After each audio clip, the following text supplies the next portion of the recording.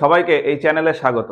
এর আগে আমরা রাষ্ট্রপতি সম্পর্কে বিভিন্ন বিষয় তোমাদেরকে বলেছি। আজকের ক্লাসে উপরাষ্ট্রপতি সম্পর্কে বিভিন্ন বিষয় আছে, সেগুলো আলোচনা করব। সংবিধানে উপরাষ্ট্রপতি বা ভাইস প্রেসিডেন্টের পদ শুধুমাত্র এই জন্য রাখা হয়েছে যে কোনো কারণে যদি রাষ্ট্রপতি অনুপস্থিত থাকেন বা তার পদ যদি ফাঁকা হয়ে যায়, তখন ওই সময়ের জন্য তিনি রাষ্ট্রপতি হিসাবে দায়িত্ব পালন করবেন। এখন সংবিধান অনুযায়ী উপরাষ্ট্রপতি পদ হিসাবে যেহেতু কোনো দায়িত্ব নেই, তাই তিনি রাজ্যসভার চেয়ারম্যান বা সভাপতি পদে বসেন। মানে তিনি পদাধিকার বলে রাজ্যসভার চেয়ারম্যান হন, আর তার বেতনও হয় রাজ্যসভার চেয়ারম্যান হিসাবেই, উপরাষ্ট্রপতি হিসাবে নয়। তার বেতন হয় মাসে 4 লক্ষ টাকা, আর রাষ্ট্রপতির বেতন হয় মাসে 5 লক্ষ টাকা। এছাড়া এর সাথে আরো অন্যান্য অ্যালাওয়েন্স মানে সুবিধা রয়েছে, যেমন রাষ্ট্রপতি তার পদে থাকাকালীন রাষ্ট্রপতি ভবনে থাকেন, তার সারা জীবনের জন্য চিকিৎসা ব্যবস্থা মানে মেডিকেল সার্ভিস ফ্রি, ভারতবর্ষের সবচেয়ে টপ সিকিউরিটি তার সুরক্ষার দায়িত্বে থাকে। এছাড়া রিটায়ারমেন্টের পর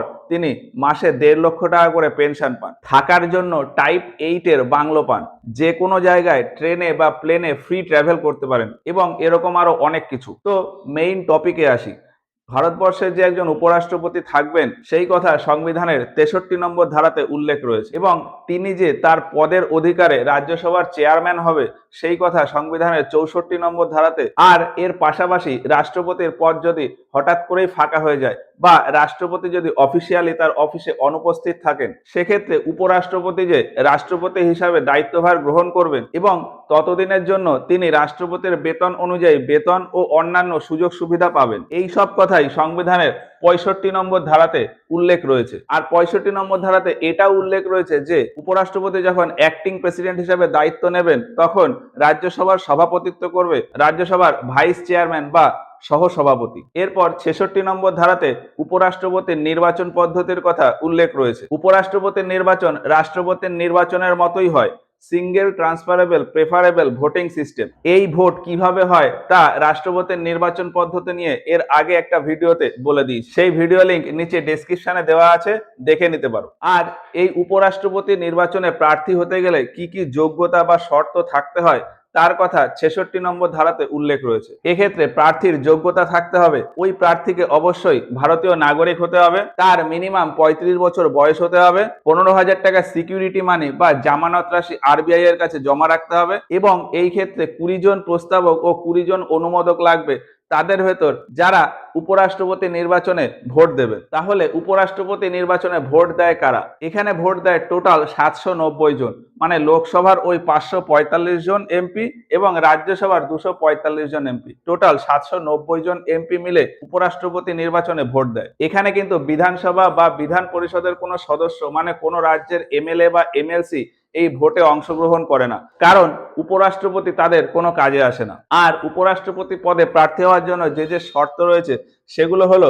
ওই ব্যক্তিকে পাগল বা দেউলিয়া হওয়া যাবে না, কোনো লাভজনক পদে থাকা যাবে না, এবং রাজ্যসভা বা লোকসভার সদস্য হওয়া যাবে না, মানে লোকসভা বা রাজ্যসভার কোনো এমপি হওয়া যাবে। এরপর 67 নম্বর ধারাতে ভাইস প্রেসিডেন্টের অপসারণ বা ইমপিচমেন্টের কথা রয়েছে। তার অপসারণ পদ্ধতিও রাষ্ট্রপতির অপসারণ পদ্ধতির মতন একদম সেম। প্রথমে 25% বা 4 ভাগের 1 ভাগ সদস্য নিয়ে প্রস্তাব তোলা, তারপর 3 ভাগ সদস্যের ভেতর 2 ভাগ সদস্যের অনুমোদন, আবার 3 ভাগ সদস্যের ভেতর 2 ভাগ সদস্যের অনুমোদন। রাষ্ট্রপতির অপসারণ পদ্ধতি সংবিধানের 61 নম্বর ধারাতে উল্লেখ রয়েছে, যা এর আগে আমরা বিস্তারিত বলে দিয়েছি। আশা করি ভিডিওটা সবাই দেখেছো এবং বুঝতে পেরেছো। যদি না দেখে থাকো তাহলে দেখে নিও, ডেসক্রিপশনে লিংক দেওয়া আছে। তবে উপরাষ্ট্রপতির অপসারণ নিয়ে একটা বিষয় মাথায় রাখতে হবে, যে তার অপসারণের প্রস্তাব শুধুমাত্র রাজ্যসভাতেই তোলা যাবে, লোকসভাতে না, কারণ তিনি রাজ্যসভার চেয়ারম্যান বা সভাপতি। কিন্তু অন্যদিকে দেখেছিলাম যে রাষ্ট্রপতির অপসারণের প্রস্তাব লোকসভা বা রাজ্যসভা যে কোনো সদনেই তোলা যায়। এই রাষ্ট্রপতি বা উপরাষ্ট্রপতি পদের ক্ষেত্রে যদি মেয়াদ শেষ হয়ে যাওয়ার আগেই পদ শূন্য হয়ে যায়, সেক্ষেত্রে নতুন যে রাষ্ট্রপতি বা উপরাষ্ট্রপতি আসেন তিনি পুনরায় 5 বছরের জন্যই দায়িত্ব নেন, কিন্তু অন্যান্য সমস্ত পদের ক্ষেত্রে রিমেইনিং টাইমের জন্য নিযুক্ত হয়। ব্যাপারটা একটা উদাহরণ দিয়ে বলি। আগামী 2024 সালে লোকসভা নির্বাচনের পর যিনি প্রধানমন্ত্রী হবেন, তিনি 2024 সাল থেকে 2029 সাল পর্যন্ত এই সময়ের জন্য নিযুক্ত হবেন। কিন্তু যদি ধরি যে 2027 সালে পিএম তার পদ থেকে রিজাইন দিয়ে দিলেন, মানে তার পদ থেকে ইস্তফা দিয়ে দিলেন, তখন যে নতুন প্রধানমন্ত্রী হবেন তিনি 2027 থেকে 2029 এই 2 বছরের জন্য নিযুক্ত হবেন, 27 থেকে 32 সালের জন্য নয়। এরপর 62 নম্বর ধারাতে আমরা দেখেছিলাম যে রাষ্ট্রপতির পদ শূন্য হয়ে গেলে আগামী 6 মাসের ভিতর সেই পদ পূরণ করতেই হবে। কিন্তু উপরাষ্ট্রপতির ক্ষেত্রে সেরকম কিছু বলা নেই। 68 নম্বর ধারা বলে যে উপরাষ্ট্রপতি পদ যদি শূন্য হয়ে যায় সেক্ষেত্রে যত তাড়াতাড়ি সম্ভব নির্বাচন করিয়ে সেই পদ পূরণ করে ফেলতে হবে, কিন্তু কত দিনের ভেতর করতে হবে